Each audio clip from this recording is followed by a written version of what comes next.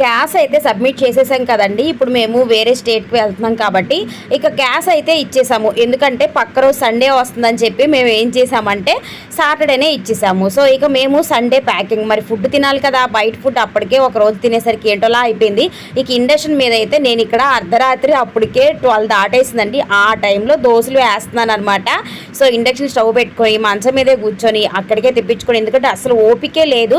అప్పటికే మొత్తము సదురుకోవడం, చూశారు కదా నా అవతారం, నన్ను చూస్తే మీకు అర్థమైపోతుంది. సో ఇల్లు అంతా మెస్సీగా ఉందన్నమాట. ఇక అందుకే వంటగదిలో నిల్చొని కూడా నాకు వంట చేయాలనిపిస్తుంది. ఇక్కడే కూర్చుంటాను, నాకు కొంచెం ఆయిల్ డబ్బా తెచ్చిస్తే దోశలు వేస్తానని చెప్తే మా హస్బెండ్ తీసుకొచ్చారు. ఇక అలా మంచం మీద కూర్చొని స్టూల్ మీద ఇండక్షన్ పెట్టుకొని అట్లయితే వేస్తాను. సో దోశలు, అలాగే ఫ్రిడ్జ్లో ఎగ్స్ కూడా ఉన్నాయి. సో ఎగ్ దోశలు అయితే వేసేసాను అనమాట. బట్ ఇలా ఫ్రీక్వెంట్గా ట్రాన్స్ఫర్స్ వచ్చే వాళ్ళకి ఇలాంటప్పుడు మంచిగా స్టేట్లు అవి షిఫ్ట్ అవుతున్నప్పుడు ఇండక్షన్ స్టవ్ అనేది చాలా బాగా యూజ్ అవుతుందండి.